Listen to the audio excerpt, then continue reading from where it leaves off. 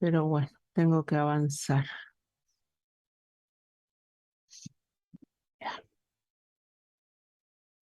A ver,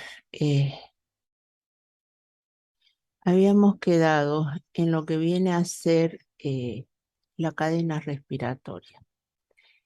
Es importante que entendamos que este proceso está muy involucrado para que nuestro cuerpo obtenga energía haciendo uso del oxígeno. ¿Dónde se lleva a efecto esta cadena respiratoria? En la mitocondria. La mitocondria habíamos visto que tiene diferentes partes, ¿sí? Membrana externa, membrana interna, un espacio intermembrana. Además, habíamos visto la matriz mitocondrial. Por excelencia, todos los libros que ustedes quieran le van a decir que la mitocondria es el organelo donde se produce este proceso o es donde se produce la energía para nuestras células.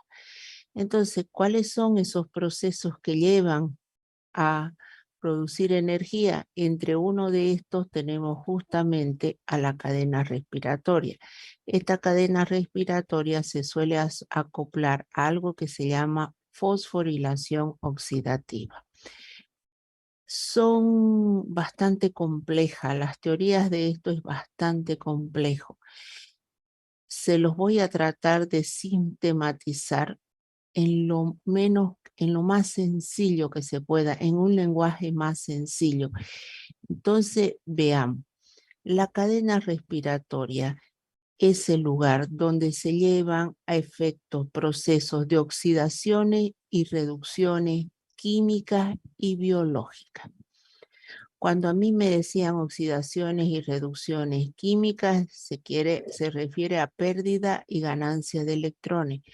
Cuando me dice oxidaciones y reducciones biológicas, se refiere a lo que viene a ser pérdida y ganancia de hidrógeno. Entonces, estos dos procesos están acoplados en la cadena respiratoria. Y como habíamos visto, la pérdida y la ganancia de electrones se asocia a lo que viene a ser un potencial de reacción o un potencial químico, o si ustedes quieren verlo así, un flujo de electrones que me genera una corriente eléctrica. Entonces, cuando nosotros ahora hablemos de la cadena respiratoria y tratemos de explicar cómo funciona, tienen que recordarse de esos puntos. El otro lado, cuando me dicen cómo está conformada la cadena respiratoria. La cadena respiratoria o transporte electrónico está conformada por deshidrogenasas piridindependientes, o vale decir enzimas oxidorreductasas que utilizan como ayudadores las coenzimas NAT. La otra, deshidrogenasa flavin dependiente o enzimas oxidorreductasas que utilizan ayudadores las coenzimas FMN5. Los centros ferrosulfurados, coenzima Q y citocromo. Si bien aquí aparecen 4, ustedes dirán sí, pero ahí aparecen 4. Si seguimos su esquema del libro El Antonio Blanco, son 5 los componentes de la cadena respiratoria. Y es lo básico, obviamente, que nos tenemos que recordar. Ahí está nuevamente. Entonces nosotros vamos a ver que existen esas coenzimas transportadoras de electrones, transportadoras de hidrógeno, ayudadas de coenzimas. Así tenemos también los citocromos en sus variedades B, C, A, y las coenzimas Q, que si ustedes se recuerdan, eran estructuras lipídicas terpenoides cíclicas que tenían la capacidad de atrapar protones y de atrapar electrones. Y vamos a ver cómo funcionan cada una de ellas. Aquí los citocromos A, hay 2 variantes, citocromo B, otras 2 variantes. Estos 2 números solamente significan en la longitud de onda en que fueron descubiertos. Y esto es cómo se los descubrió. Este es citocromo C y citocromo C1 y así hay otros que se les ha ido dando la numeración correspondiente. Fíjense que me dicen que estos están acoplados a lo que viene a ser un complejo, que los vamos a ver complejo, y sin embargo este citocromo C está libre. El cómo y por qué de eso. Los alimentadores de la cadena respiratoria se llaman equivalentes reductores. ¿Qué es un equivalente reductor? Es una coenzima hidrogenada. Y aquí hay una, NAD hidrogenado, puede ser FAD hidrogenado. Esos son equivalentes reductores. Entonces usted dice, pero ¿y de dónde provienen eso? Uno de los grandes generadores de los equivalentes reductores es el ciclo de Krebs. Sí, todavía no hemos visto ciclo de Krebs. Cuando lleguemos ahí los vamos a ver, estos compuestos que caen a la cadena respiratoria. Y yo les diré, ¿se acuerdan de los equivalentes reductores? Y les decía que el ciclo de Krebs era un generador. Bueno, aquí están, aquí simplemente me mencionan tres de las grandes enzimas que son generadoras de estos equivalentes reductores y estos pertenecen al ciclo de Krebs o son alimentadores. Siguiendo el formato de su libro El Antonio Blanco, son 4 los complejos que forman parte de la cadena respiratoria. Y usted me dirá, sí, es que ahí aparecen 5. No, no se preocupe. Son 4 los complejos. Estamos siguiendo su libro El Antonio Blanco. Entonces, ¿qué me dice? ¿Qué hace? ¿Qué es lo que hay en la cadena respiratoria? En la cadena respiratoria hay un transporte de electrones y un transporte de protones a lo largo de los componentes de esta cadena respiratoria, de los cuales no se podría, si no existieran estos componentes o fallara uno de ellos, no habría la secuencia. Y vamos a tratar de ver cómo es que se produce eso. Lo que sí tenemos que recordarnos que la reacción final es el oxígeno que se combina con protones y electrones para dar como producto final agua. Dicho de otra manera, ¿cuál es la reacción final de la cadena respiratoria? ¿Cuál es el producto final? Es agua. ¿Cuál es la reacción? Oxígeno más protones más electrones me da agua. No se preocupen que las vamos a ver la reacción más allá para los que están perdidos. Bueno, aquí está más claro. ¿Cómo se organizan los componentes de la cadena respiratoria? Se organizan en 4 complejos. 1, 2, 3 y 4. Ahí están los 4 complejos de la cadena respiratoria. ¿Cómo se llama cada complejo? El complejo 1 se llama NAD-ubiquinona reductasa. El complejo 2, ubiquinona citocromo C reductasa. El complejo 3, succinano-ubiquinona reductasa. Y el complejo 4, citocromo oxidasa. ¿Por qué se llaman así? Va de acuerdo a lo que existe en cada uno de estos complejos. Entonces, otra vez nuevamente, están los 4 complejos con sus respectivos nombres, pero existen 2 compuestos libres que no están formando parte de ninguna de estos complejos. Es una coenzima Q y un citocromo C. Bueno, veamos ahora qué hay en cada complejo. Yo sé que esto les va a resultar un poquito pesado, por eso les digo, vamos a tratar de darlo lo más sencillo posible. Habíamos dicho que existen 5 componentes. Los 5 componentes se organizan en 4 complejos y 2 compuestos libres. Repito, ¿cuáles son los componentes de la cadena respiratoria? Son 5. Deshidrogenasa pirina independiente, flavín-pirida independiente, proteína ferrosulfurada, citocromo, y lo que viene a ser, ¿cuál se me fue? Se me fue uno. Oringa, se me fue uno. Coenzima Q. Mire, con la famosa coenzima Q. Y el coenzima Q. Todos estos se organizan en 4 complejos y 2 elementos libres. Ahí está. Cada complejo con su respectivo nombre. Y aquí están lo que vienen a ser los elementos libres. Veamos entonces, ¿qué hay en el complejo 1? En el complejo 1 tenemos proteína ferrosulfurada, tenemos como flavin, adenín, flavin mononucleótido o las flavinas, las deshidrogenasas flavin dependientes, y todos estos son receptores de equivalentes reductores. ¿Cuáles son los equivalentes reductores? NAD hidrogenado, FAD hidrogenado, vienen a ser equivalentes reductores. El complejo 2, que se llamaba succinato biquinona reductasa, que contiene las coenzimas flavin, adenín dinucleótido y proteína ferrosulfurada. Aquí hay algo muy interesante que se me estaba yendo. Fíjense que dice ATP asa sintetasa, ADP más fósforo, ATP. La cadena respiratoria se acopla a la fosforilación oxidativa. Está muy junta la fosforilación oxidativa. Entonces, acuérdense que en el complejo 1 hay una unión con la fosforilación oxidativa. ¿Qué es? Es la formación de ATP. Vamos, simplemente para que lo tengan en cuenta.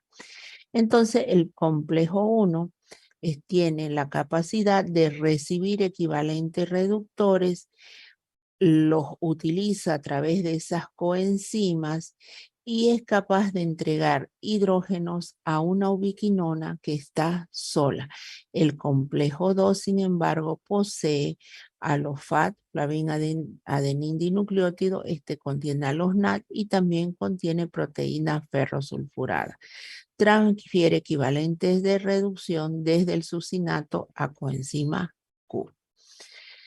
Las flavinproteínas. Las flavinproteínas son aquellas que son capaces de aceptar hidrógeno. ¿Se acuerdan que yo les dije que son más adelante FMN-FAT? Son coenzimas que tienen la capacidad de sustraer hidrógeno.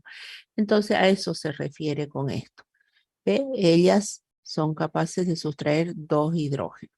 Y así también con los centros ferrosulfurados son capaces, estos transfieren hidrógeno y los ferrosulfurados transfieren electrones. Todo esto para llevar a un elemento independiente que es la coenzima Q. ¿Qué son las proteínas ferrosulfuradas? Tanto que hablamos de ellas.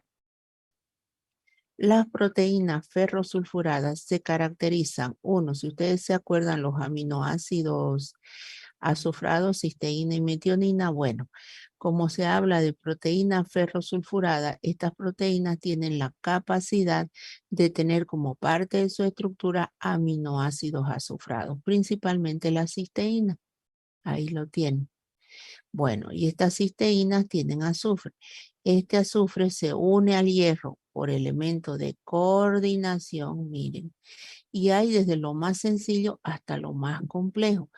Hay las que solamente se unen a un hierro, hay las que se unen a 2, hay las que se unen a más de 2 hierros. Y de ahí va el grado de complejidad de las proteínas ferrosulfuradas. ¿Qué capacidad tienen estas? Si estas tenían la capacidad de mover hidrógeno y llevarla a la coenzima Q, estas tienen la capacidad de mover electrones y las llevan a la coenzima Q. Por eso dice, al menos 8 proteínas ferrosulfuradas intervienen en la cadena de transporte de electrones y tienen la capacidad de la transferencia de electrones. ¿Por qué? Porque el hierro se puede oxidar de 2 a 3 o se puede reducir de 3 a 2. Entonces, las proteínas ferrosulfuradas se caracterizan por mover electrones y estas por mover hidrógeno. Por eso cuando yo les decía la cadena respiratoria o transporte electrónico es el proceso de oxidación química, oxidación y reducción química, oxidación y reducción biológica. ¿Qué es nuevamente, repito, lo químico? Pérdida y ganancia de electrones. ¿Qué es lo biológico? Pérdida y ganancia de hidrógeno. Entonces aquí les estoy mostrando cómo estas coenzimas tienen la capacidad de mover los hidrógenos y estas forman parte de de la cadena respiratoria. Ahí está. Complejo 1, complejo 2 Este complejo 1 recibe un equivalente de reducción, es decir, reciben los hidrógenos. Aquí se da una oxidación y reducción química y biológica, y estos, ¿a quién se lo llevan? A la coenzima Q. Igual, el complejo 2 va a recibir un equivalente de reducción que venga del succinato. Como hay elementos que llevan FAD, NAD, FAD en todo caso, y hay hierro o proteína ferrosulfurada, aquí hay un movimiento de electrones y de protones. ¿A quién se lo entregan? A la parte, ¿se acuerdan que le dije que hay dos elementos libres? La coenzima Q y la citocromo. Bueno, se lo llevan a la coenzima Q. ¿Qué era la coenzima Q entonces? Ya la hemos visto, la estructura, etcétera. Si bien esta estructura no tiene más allá relevancia de que usted diga, me tengo que estudiar esta estructura, no. Simplemente, si hemos dicho aquí que se han dado oxidaciones y reducciones químicas y biológicas, oxidaciones químicas y biológicas, donde se han movido electrones y protones, ¿a quién caen? A la coenzima Q. Aquí está. Protones y electrones, protones y electrones. Entonces, la coenzima Q tiene esa capacidad de atrapar protones y electrones. Y dice, es el único aceptor no unido a proteínas, está solito, debido a que es pequeña e hidrofóbica, difunde a través de la membrana interna. ¿Por qué es hidrófoba? Porque es una estructura lipídica y terpenoide, actuando como portador móvil, dice, principalmente obviamente de electrones que vienen del complejo 1 y 2. Y estos a su vez los va a poder transferir al complejo 3. Aquí está. Coenzima Q lo lleva al complejo 3. Entonces ahora viene la pregunta. ¿Qué contiene el complejo 3? Contiene citocromos, el citocromo B, otra vez proteína ferrosulfurada, y contiene un citocromo C1. Otra vez un detalle importante que aparece acá, ATP sintetasa, donde el ADP con el fósforo se une y forma ATP. Dice sitio acoplador 2. ¿Cuál era el sitio acoplador 1? Complejo 1. Aquí está. ¿Listo? Vuelvo otra vez. Sitio acoplador 2 en el complejo 3. Esto es porque ya después, cuando yo entre a la fosforilación oxidativa, les voy a decir, ¿se acuerdan dónde estaba el acoplamiento? Bueno, entonces estos van a tener la capacidad nuevamente de ir transfiriendo los protones y los electrones acoplados a lo que se llama la fosforilación oxidativa. Este complejo 3 va a tener la capacidad de llevar ahora la transferencia de tanto de protones y electrones a un citocromo C solito, que no se une a nadie. Bueno, aquí están los componentes. Bueno, ¿qué contiene el complejo 3? Ahí está, contiene citocromo B566, el B562 y un citocromo C1 y proteína ferrosulfurada. Y van a transferir los electrones desde la ubiquinona al citocromo C. A su vez, el complejo 4 va a contener citocromo A, citocromo A3 y 2 iones de cobre, hasta que finalmente llegamos a la reacción final del oxígeno con protones y electrones para dar como producto agua. Entonces uno se pregunta, ya que estoy hablando de los citocromos, ¿qué son los citocromos? Los citocromos son proteínas complejas que tienen, ¿se acuerdan que era una proteína compleja? Era aquella que tenía una parte proteica y una parte no proteica, o un grupo prostético. La parte no proteica aquí es un anillo hemo, muy parecido a la hemoglobina. Bueno, así tal cual. Solamente que en el centro, en vez de haber hierro, en vez de existir hierro, ahora, ¿qué es lo que existe? Existe cobre. Listo. Y aquí está otra vez. ¿Qué tipo de citocromos hay? A3, 566, etcétera. Muy bien. Estos que estaban en el que forman parte del complejo 3 van a pasar todos sus elementos de oxidación y reducción a un elemento simple, que es el citocromo C. Listo.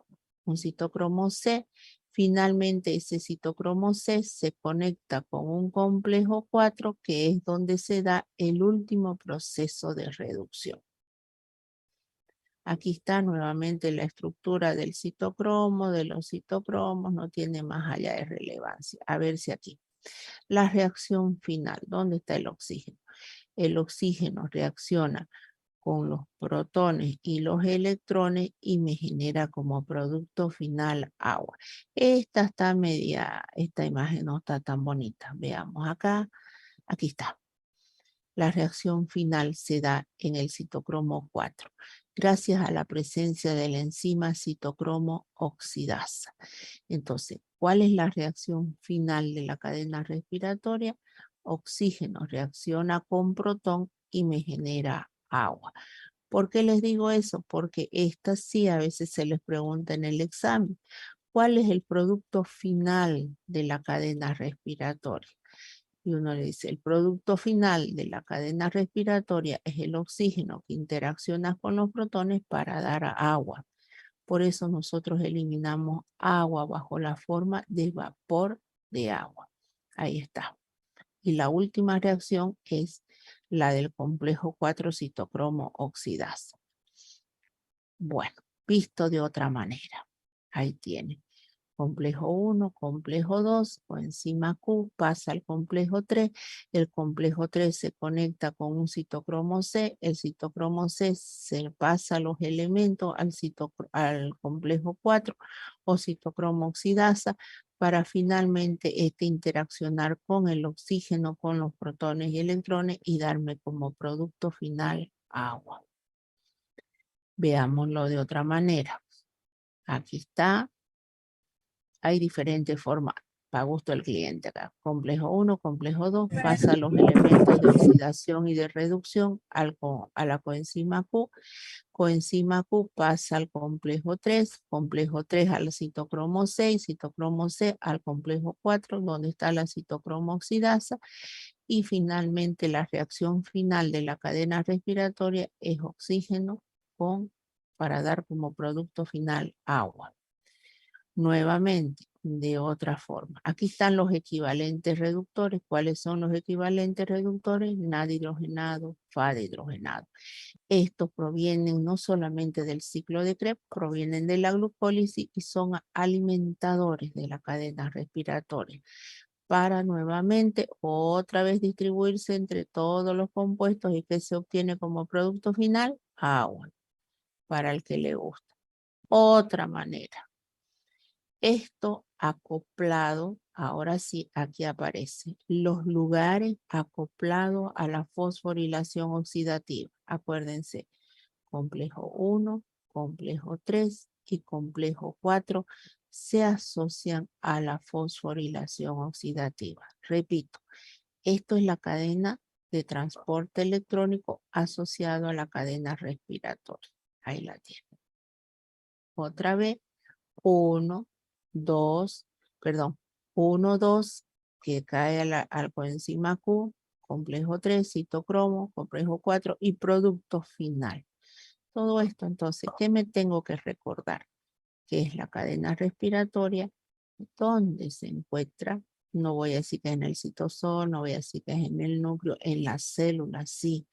¿Pero en qué lugar? En la mitocondria, sí, claro, pero ¿en qué lugar de la mitocondria? Membrana interna de la mitocondria. ¿Cuántos son los componentes de la cadena respiratoria? Son 5. ¿Cómo se distribuyen los componentes de la cadena respiratoria? En 4 complejos y 2 elementos sueltos. Coenzima Q y citocromo C. ¿Cuál es el producto final de la cadena respiratoria? El oxígeno que interacciona con los protones y los electrones para generar agua. Listo, no es más lo básico.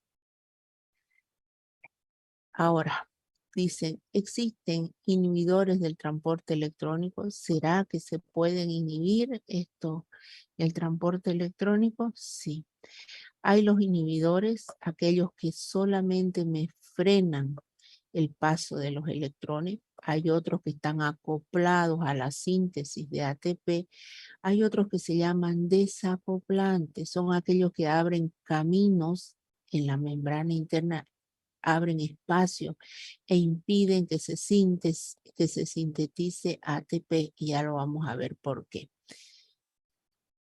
Entonces tenemos inhibidores de la cadena respiratoria, inhibidores de la fosforilación oxidativa y desacopladores de la fosforilación oxidativa. Ahora, ¿cuáles son los inhibidores de la cadena respiratoria? Otra de las cosas que se les pregunta. ¿Por qué? Porque los barbitúricos, por ejemplo, están aquí. Sí, a veces dicen, se pasó en la anestesia, o se intoxicó con monóxido de carbono, consumió alguna droga alta en cianuro, y estos han atacado la cadena respiratoria. Es decir, el paciente, a pesar que hay oxígeno alrededor, muere cianótico. Así de sencillo. ¿Y por qué muere cianótico? Porque se inhibe esta reacción final del oxígeno con el protón y reaccione agua. Y no es porque no ingresa el oxígeno ingresa, pero se inhibe, y vamos a ver cómo actúa. En realidad vamos a mencionar los inhibidores. Hasta ahora usted entra a cualquier libro y los va a encontrar los mismos. ¿Por qué? Uno, porque para haber hecho el estudio de estos inhibidores, se ha tenido que hacer estudios en animales, sí o sí. Y esos animales lamentablemente han fallecido. No queda de otra. Han fallecido.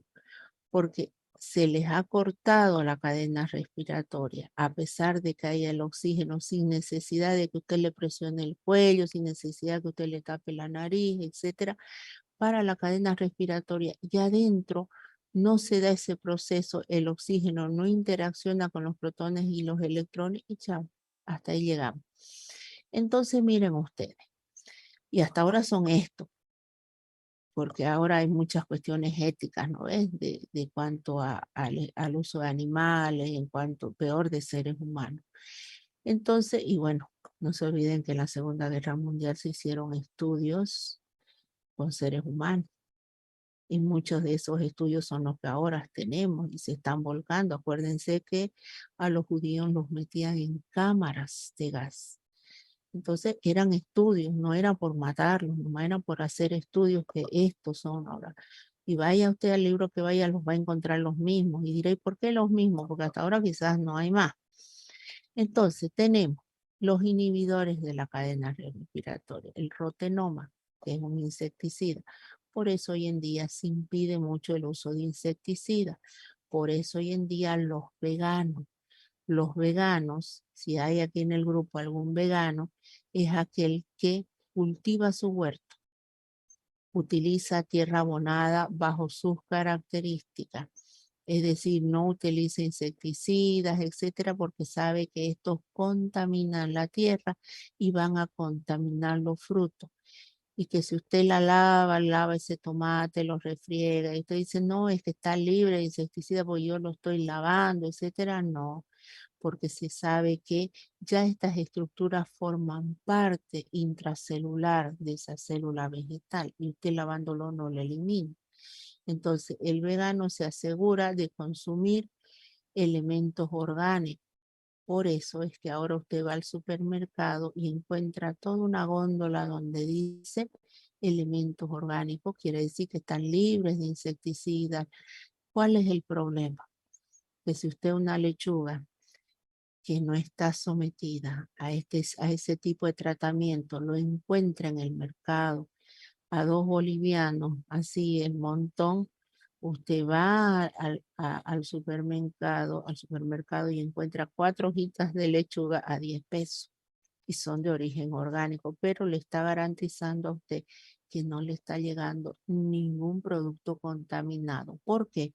Porque ocurren estas cosas a la larga y a la corta que después se traducen en enfermedades neurológicas. Si no, mírenme a mí. Entonces, el rotenoma. El rotenoma es un insecticida que tiene una acción que lo vamos a ver a nivel del complejo 1.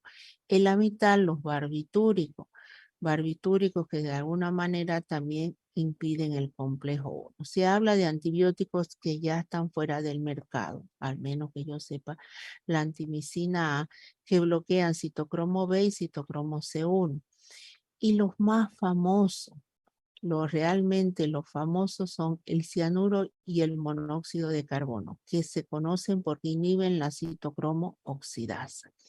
Estos son los más sobresalientes de los inhibidores, pero tenemos otros, dice, aceptores artificiales de electrones, que como ellos al aceptar los electrones paran el transporte de electrones, no es que la cortan. Fíjense que estos otros, esto, ¿qué es lo que hacen? Inhiben, bloquean la acción, por ejemplo, de proteína ferrosulfurada y coenzima Q. Estos bloquean el citocromo B y citocromo C1. Y esto la bloquean a la enzima, la inhiben a la enzima citocromo oxidasa. El azul de metileno, ¿qué es lo que hace? Él atrapa los electrones y para la cadena respiratoria. Lo mismo que el 2,6-diclofenol, indofenol y la tetrametilfenildiamina y el ferrocianuro, por último, son los que tienen la capacidad de actuar a ese nivel, pero atrapando electrones. Entonces la paran la cadena respiratoria, pero la paran la cadena respiratoria porque ellos atrapan los electrones. Si estoy diciendo que a lo largo de toda esta cadena respiratoria hay salto de protones y electrones, si yo le pongo a alguien que se los saque esos electrones, se para la cadena. Estos, sin embargo, los de arriba, los inhiben los componentes de la cadena respiratoria. ¿Estamos de acuerdo? No sé si se entiende la diferencia entre ambos. Y ahí lo mismo, fíjense, dicho de 1000 formas, cómo los barbitúricos atacan el complejo 1 a los componentes. El malonato ataca a la coenzima Q, la antimicina A y dimercaprol ataca a los complejos del 3, a sus componentes. Y el complejo 4 ataca a la enzima citocromo oxidasa, que es el cianuro, nitruros y monóxido de carbono. Mírenlo de otra forma, como para que no se quejen. Ahora usted lo quiere escrito, ahí también lo tiene. Todos los componentes que actúan a nivel del complejo 1, todos los componentes que actúan a nivel del complejo 3 y los que actúan a nivel del complejo 4. Básico esto, que sí lo tengan en mente. Básico, básico. Ahí está, dicho de otra manera. Y usted dirá, ¿y por qué no los ponen de 1000 formas? Porque siempre hay algunas imágenes que les llegan mejor a unos que a otros.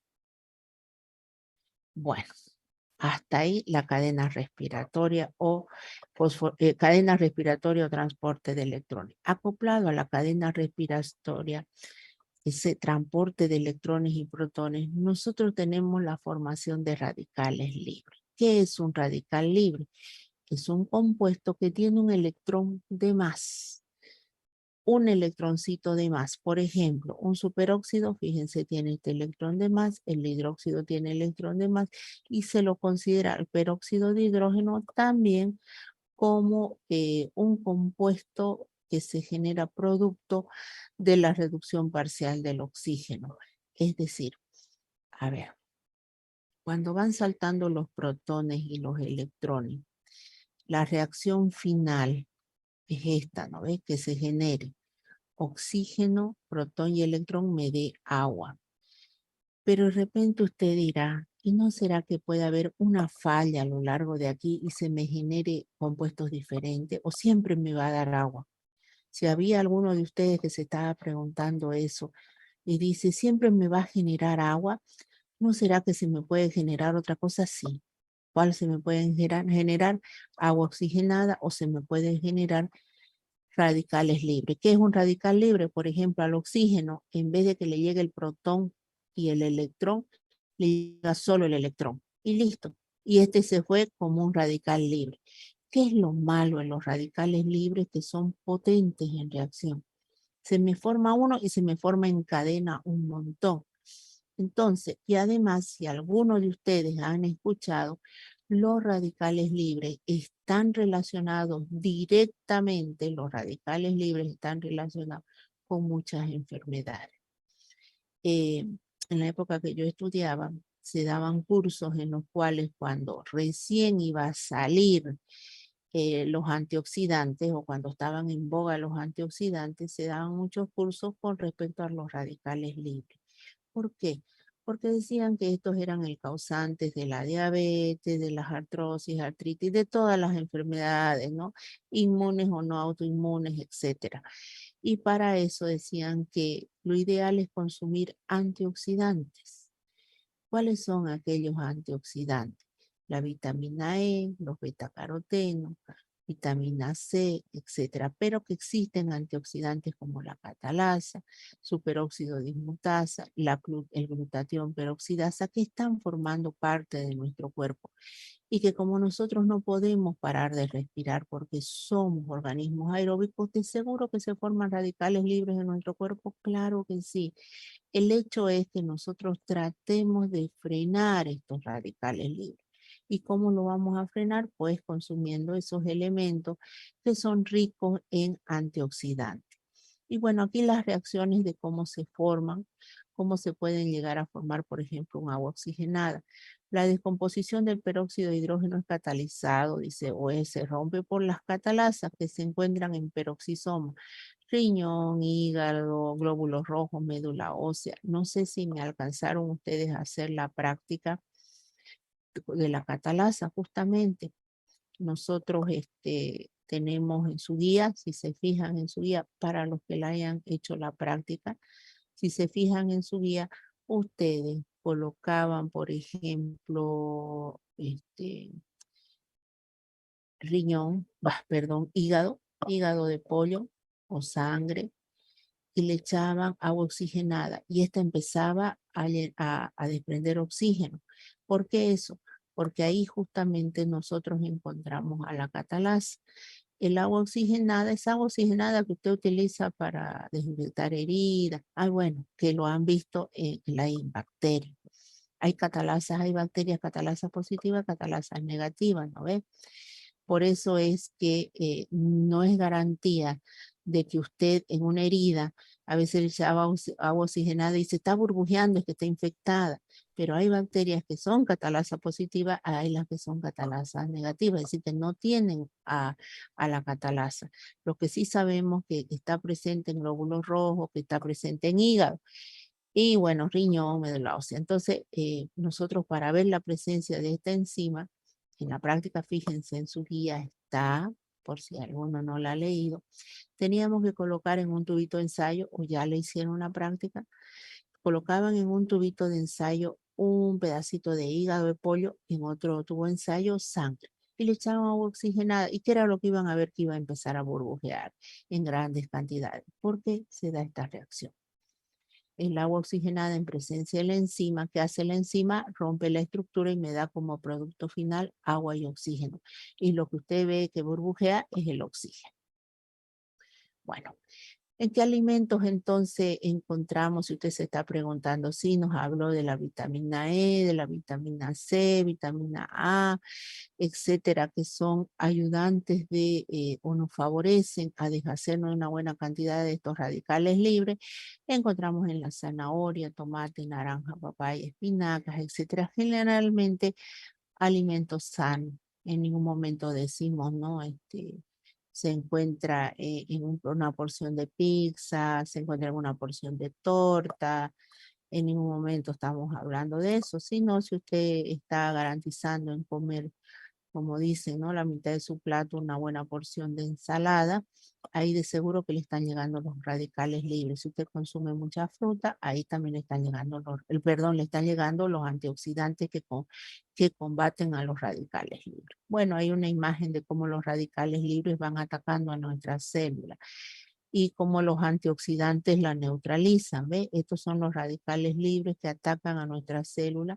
Es más, se hablaban que el cáncer, que la generación de células cancerosas, porque todos tenemos esa predisposición, y decían que estas células se activaban cuando estos radicales libres atacaban a nuestras células, entonces se generaban esas células malignas.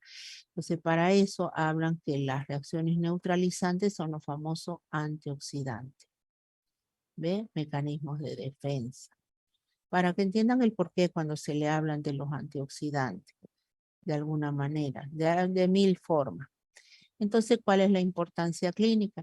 El pulmón y el cerebro son los más sensibles a estos agentes. Se suele dar por hiperventilación. Además que está identificado como factores de envejecimiento, y es bien cierto, desde el momento que nosotros respiramos estamos sujetos a envejecernos.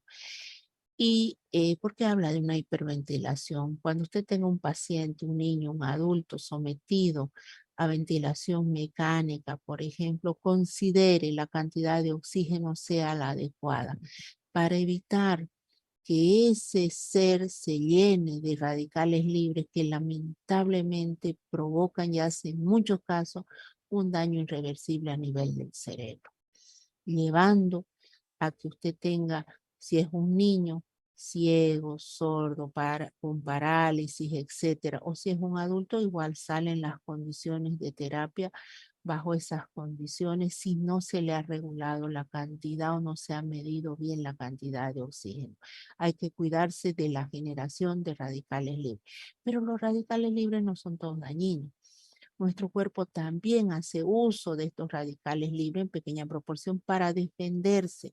Utiliza a los leucocitos los utilizan para defenderse de bacterias, etcétera, pero en una pequeña cantidad, pues toda la demás que se genera puede llegar a atacar diferentes órganos. Ahí tienen. Eso se los dejo para que lean, para que vean cómo los radicales libres pueden provocar daño a diferentes órganos del cuerpo. Listo. Bueno, vamos a la fosforilación oxidativa, que este tema sí o sí lo tengo que acabar hoy día aprovechando que puedo hablar. Muy bien, la fosforilación oxidativa. ¿Qué es? Ya acabamos cadenas respiratorias, hemos visto que se pueden formar los radicales libres, qué son, cómo se combaten, qué pasa, etc. Ahora vamos a la fosforilación oxidativa. Hagan de cuenta, inciso A, B, C. Ahora fosforilación oxidativa. ¿Qué es la fosforilación oxidativa? Es la síntesis de ATP acoplado a la cadena respiratoria. ¿Se acuerdan cuando yo les decía, fíjense, complejo 1, complejo 3 y complejo 4?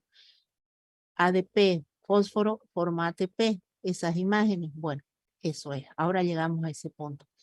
La fosforilación oxidativa es la síntesis de ATP asociado a la cadena respiratoria. ¿Qué utiliza? La fosforilación oxidativa utiliza ADP, fósforo para formar ATP. ¿Dónde se lleva? Efecto, en la mitocondria, y está acoplado en 3 lugares. Muy bien. Es decir, ¿cómo? La pregunta es, ¿cómo la fosforilación oxidativa o la generación de una molécula altamente energética está asociado a un salto de protones y electrones? Durante años, se trató de estudiar esto y darle una respuesta, y surgieron varias hipótesis. En 1961, estamos hablando del siglo pasado, lamentablemente ustedes son de este siglo, pero cuando yo daba a mis primeros alumnos de la carrera de medicina, les decía, en este siglo recién se habló de la fosforilación oxidativa y una hipótesis creíble. Bueno, para ustedes le tendré que decir en el siglo pasado, en el siglo XX, porque ustedes son generación del siglo XXI. Entonces, ¿cómo puede ser? Miren ustedes, en 1961, Peter Mitchell propuso una hipótesis que se llama hipótesis quimiosmótica. Esta hipótesis quimiosmótica se las voy a explicar de la forma más sencillita. Pero miren ustedes, la primera teoría que surgió fue, si decimos que la cadena respiratoria, ese salto de protones y electrones, me genera un compuesto altamente energético como ATP, a ver, es como para que ustedes piensen en lo siguiente. Es como que usted dice, ¿cómo puede ser si es estudiante de provincia, vive solo, alquila, y de la noche a la mañana se hizo un negocio grande. Tiene un negocio grande, tiene multinacionales. Y usted dice, ¿de cómo, de dónde? Pero si era así, era así. Bueno, eso, la cadena respiratoria de transporte electrónico es algo sencillo.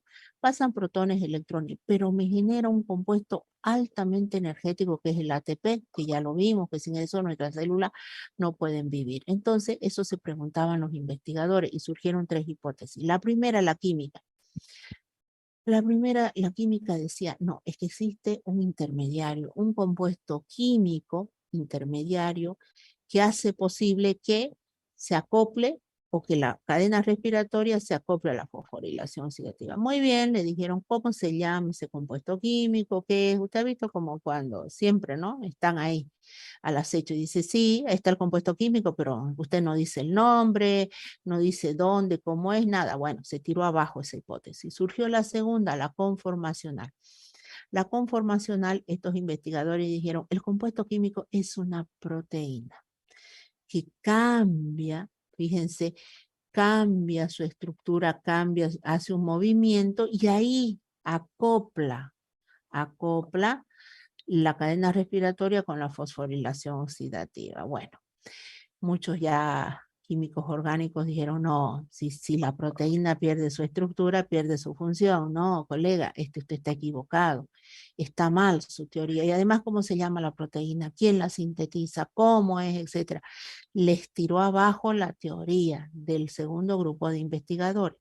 Hasta que en 1961, un investigador solo, tranquilo, dijo, no, esto no es así. Yo les voy a explicar cómo se da bajo una teoría que la llamaron la teoría quimiosmótica. Fíjense, yo se los voy a leer lo que dice acá. Y ustedes dirán, pero es que no entiendo nada. En el flujo de electrones y protones, ¿dónde? De la cadena respiratoria, ¿no ve? Esto dice que va a provocar una traslocación de protones a un espacio intermembrana. ¿Por qué? Porque la membrana interna está en la membrana interna de la cadena respiratoria, lo cual al tratar de restablecer, dice, el potencial electroquímico, vuelve y genera la energía necesaria para formar ATP. Entonces Peter Mitchell, que nació en 1920 y miren, murió en el siglo pasado, en 1992, trató de dar la explicación bajo la teoría quimiosmótica y esto le llevó a que en 1978 fuera galardonado con un premio Nobel. Hizo otros trabajos de grandes envergaduras, sin embargo se los recuerda hasta ahora porque hasta hoy en día no hay otra teoría que justifique la fosforilación oxidativa acoplada a la cadena respiratoria. Quizás el día de mañana, cuando usted sea docente de esta asignatura, se acordará y dirá, en la época que yo estudiaba, Peter Mitchell decía tal cosa y hoy se la tiramos su teoría gracias a este otro investigador. Bueno, veamos entonces cómo es. Se los voy a explicar de la manera más sencilla, no hablando de procesos físico-químicos. Bueno, vean, esta es la membrana interna de la mitocondria.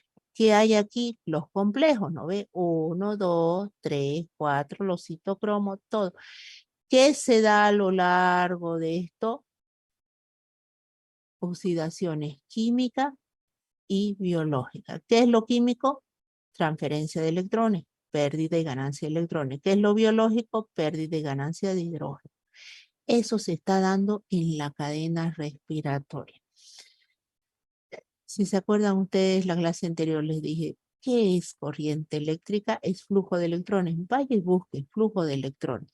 Entonces, a lo largo de toda esta cadena de electrones, a lo largo de este transporte electrónico, cadena respiratoria, se da un flujo de electrones o que se da una corriente eléctrica. Ah, ¿hay una electricidad? ¿Hay un potencial? Sí. ¿En qué se mide la corriente eléctrica? En voltios. Sí, perfecto. Entonces, no será pues de 220 voltios, ¿no? Pero es el necesario y suficiente para que haga lo siguiente. Como aquí se está dando pérdida. Miren, están saltando protones y están saltando electrones. Entonces, esa corriente eléctrica me trasloca, hace que el protón, si usted va a la tabla periódica, mírelo al hidrógeno, está hacia el lado derecho, es un átomo chiquitito, pequeñito, y encima un protón le hemos quitado su hidrógeno. Este viene saltando juntamente con los electrones. ¿Se acuerdan que yo les dije? La coenzima Q recibe protones y electrones que vienen del complejo 1 y complejo 2, eso salta al complejo 3 y bueno, lo que acabé de explicar. Entonces hay un flujo de electrones. Ese flujo de electrones hace que salte este protón hacia el espacio intermembrana. Este es la membrana interna y este es la membrana externa de la mitocondria. Y aquí hay un espacio intermembrana. Entonces, venían saltando protones y electrones, oxidaciones químicas y biológicas en la cadena respiratoria. De repente, un protón salta al espacio intermembrano.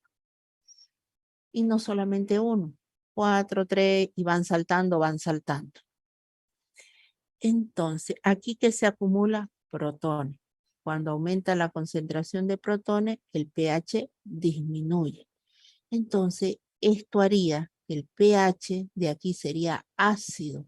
Podría llegar a ser tan ácido como la del estómago, que la mitocondria se deshace.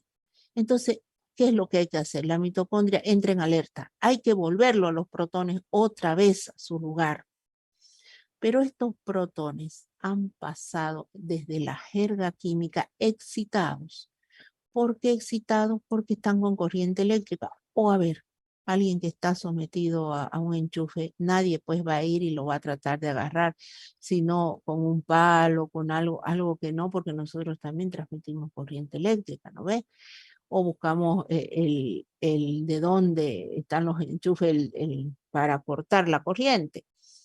Entonces, estos protones vienen cargados energéticamente y han establecido, obviamente, fíjense, una diferencia de potencial.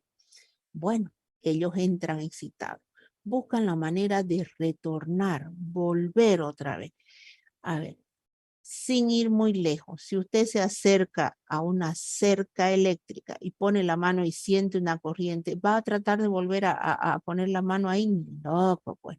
¿Cómo? Voy a buscar una puerta de madera para tocar un timbre, para tocar, no voy a... Bueno, los protones hacen lo mismo. Ellos dicen, no puedo volver por acá mismo de donde me expulsaron. Tengo que buscar dónde. Y encuentran un canal formado por proteínas. Cuando ellos entran por aquí, mueven todo un sistema, que solamente se los voy a mostrar las proyecciones, nada más, porque no las vamos a estudiar a intensidad, porque es muy pesado desde el lenguaje físico-químico y no tiene razón de ser para ustedes. Entonces, pero ellos vuelven y en ese momento, ahí muy cerca, en esas espículas, está ADP más fósforo y una enzima, ATPase. Como este protón viene cargado energéticamente, hace que se dé esa reacción y se forma ATP. Y se forma el ATP. Entonces, eso es lo que lo explicó de esa manera Peter Mitchell bajo un lenguaje físico-químico. Un poquito de ese lenguaje físico-químico lo tienen aquí abajo. Y lo van a tener aquí en estas imágenes, bueno, en las imágenes que vamos a ver. Transporte de electrones, los electrones saltan el espacio intermembrana, estos buscan volver, lo hacen a través de un canal. En este canal está el ADP unido al fósforo y se genera ATP. Existían 3 lugares muy cerquitas de estos. ¿Cuál era? Complejo 1, 3 y 4, donde se encontraban estas espículas que podían de alguna manera activar ese sistema. ¿Cómo es ese complejo ATP sintetasa? Así de manera rápida. Ese complejo está formado de dos proteínas. Una proteína con dominio F0, que es la que está empotrada en la membrana, y una proteína con dominio F1. Se dice que la que está de dominio F1 es formada como los colgajos de una mandarina, de una naranja, con sus partes, que tienen la capacidad a través de este sistema que es un rotor y este conector de rotar. Y en cada rotación generar la energía. En el momento que este protón ingresa, se mueve el rotor, hace que se mueva este sistema y se genera la energía necesaria para sintetizar el ATP. Boyer en 1964 fue el que describió a la enzima, a la ATP sintetasa, de la cual hizo uso Mitchell para explicar, ¿no?, la síntesis. Mírenlo aquí, no entremos en muchos detalles. Esto es simplemente para información para el que quiera hacer una lectura más compleja. Sé que tiene mucho grado de confusión, pero dejémoslo ahí. Acuérdense que existe entonces una porción F1, una porción F0. Todo es este sistema que se mueve y permite, por cada vez que entran los protones excitados, se permite una rotación que activa. ¿Cuál es el producto final? ¿Cuál es el producto final de la fosforilación oxidativa? El ATP. ¿O cuál es la reacción final? ADP más fósforo forma ATP. ¿Qué enzima está involucrada? La ATP asa o ATP sinasa, como algunos le llaman. Miren, es un sistema todo complejo. Ve, entra, rota y hasta fotografía le tomaron de todo este sistema para ver que estos protones son capaces de activar todo esto. Miren otra forma para que lo entiendan. Aquí la cadena respiratoria acoplada a la fosforilación oxidativa. Entonces, aquí está, donde están las microfotografías. Aquí están las microfotografías que se les tomó a este sistema para poder tratar de entender cómo se forma la simple entrada de un protón me genera una molécula altamente energética. Ese protón, como está cargado energéticamente, hace que rote todo el sistema y eso me lleva a la síntesis de ATP. Quien quiera leerlo esto con mayor cuidado lo puede leer. Es bastante, tiene su grado de complejidad y si entra Leninger de bioquímica ahí lo va a encontrar con todo el lenguaje físico-químico. Entonces nuevamente, fíjense ustedes aquí, me dice lo mismo, es otra manera a través del cual me dice que la cadena respiratoria se acopla a la fosforilación oxidativa. Ahora, se habla mucho de que por cada equivalente reductor que llega a la cadena respiratoria, por ejemplo, NAD hidrogenado es un equivalente reductor. Por cada NAD hidrogenado que llega a la cadena respiratoria, por ejemplo, se genera 2.5 a 3 moléculas de ATP. Por cada FAD hidrogenado que llega a la cadena respiratoria, se genera de 1.5 a 2 moléculas de ATP. Esto es importante sí recordar. Esto. Porque ¿quiénes son alimentadores de la cadena respiratoria? NAD hidrogenado, FAD hidrogenado. ¿Qué son esos equivalentes reductores? Bueno, esos alimentan la cadena respiratoria y permiten el transporte de electrones, de protones y electrones. Bueno, se ha establecido que por cada uno de estos que llega a la cadena respiratoria se producen 3 moléculas de ATP. Por cada FAD hidrogenado, 2 moléculas de ATP. Las mitocondrias, dice, solo pueden oxidar al NAD hidrogenado, al FAD hidrogenado, cuando hay una suficiente concentración de ADP y fósforo, obviamente para formar la fosforilación oxidativa. Cuando todo el ADP se transformó en ATP, disminuye el consumo de oxígeno y aumenta cuando se suministra ADP. Son los sustratos, no hay más. Y lo dicho, 2.5 ATP, 1.5 ATP, estas son las relaciones de los bombeos, no se preocupen. Pero acuérdense que por cada NAD hidrogenado, 3 de ATP, por cada FAD hidrogenado, 2 de ATP. Listo, no era más. Lo más sencillito de la fosforilación oxidativa. Vamos con los inhibidores ya para terminar. Aguántenme un poquito, así como hablamos de los inhibidores de la cadena respiratoria, ahora hablemos de los inhibidores de la fosforilación oxidativa. Que una cosa es que me pregunten en un examen, mencione los inhibidores de la cadena respiratoria, que son los anteriormente vistos, cianuro, monóxido de carbono, nitruros, etcétera, barbitúricos, y otra cosa es que me hablen de inhibidores de la fosforilación oxidativa. Entonces, la fosforilación oxidativa tenemos el 2,3-dinitrofenol. Este va a tener la capacidad de transferir protones desde un lado opuesto hasta la matriz de la mitocondria, anulando obviamente el gradiente de protones. Claro, él abre un canal, deja que los protones ingresen y chao, se acabó que ellos vayan a buscar el canal generador de ATP, entonces es un inhibidor. La valinomicina y nigericina entorpecen la fosforilación oxidativa acoplada al ingreso de protones igual, y la oligomicina se une al segmento F0 del complejo de síntesis de ATP, impidiendo que éste rote. Y no se olviden que el F0 hace una rotación, mueve todo un sistema y así se genera. Entonces, el nivel de ADP es el principal factor regulador de la fosforilación oxidativa. Es decir, ¿cuáles son los reguladores? ADP. Además, ¿qué más me limita la síntesis de ATP? Me va a limitar el ADP, el fósforo, el oxígeno, las coenzimas NAD, FAD, porque si no, no hay síntesis de ATP.